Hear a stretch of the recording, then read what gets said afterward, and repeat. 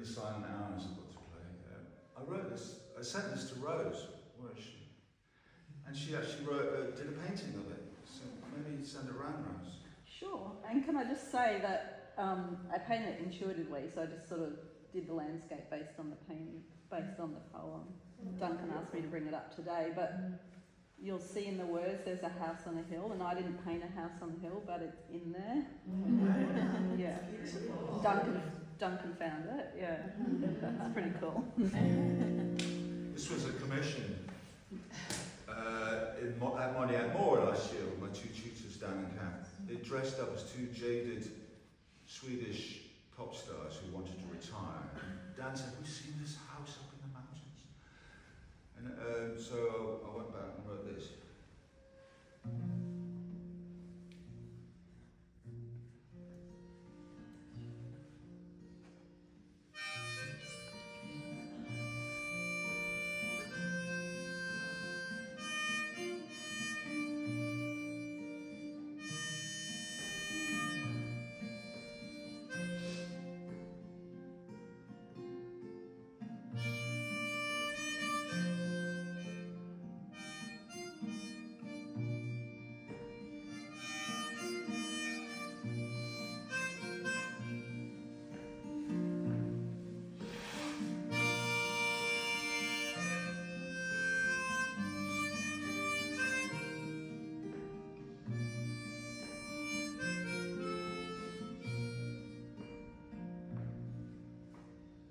There is a pretty house high up in the hills.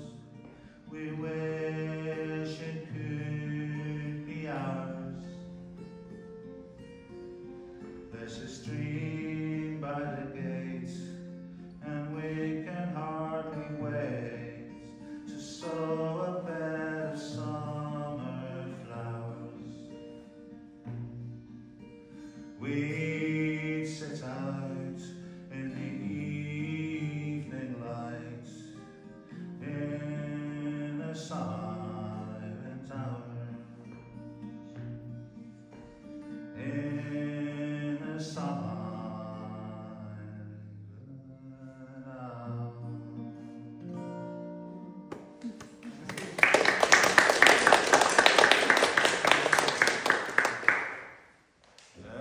Next night, Kath said that the two pop artists had bought this house and they were calling it the Silent Hours.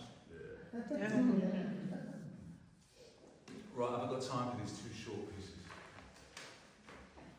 By Gerald Manley Hopkins. So, a nun takes the veil.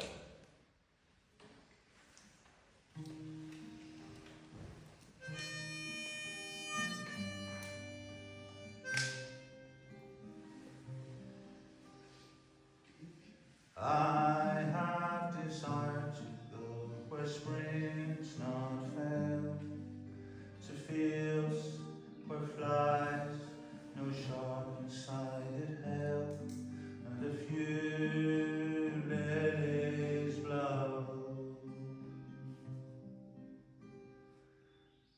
And I have asked to be where no storms come, where the green swell is in the haven's dump, and out of the swing of the sea.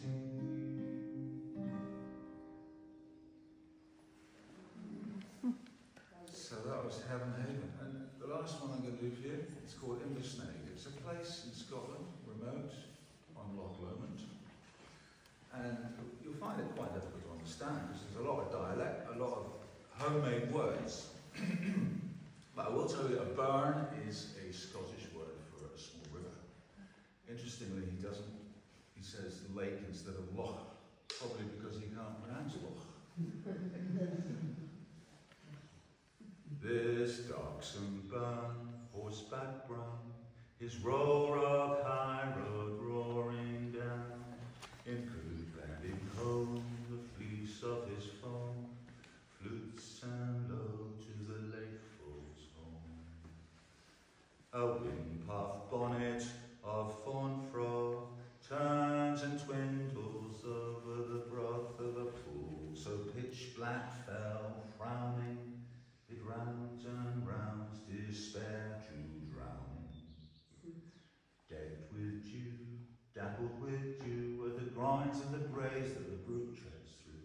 Wiry heath-packed villages of fern, and a big bonny ash that sits over the burn. What would the wild be once bereft of wet and of wildness? Let them be left, oh, let them be left, wildness and wet. Long live the weeds and the wilderness yet.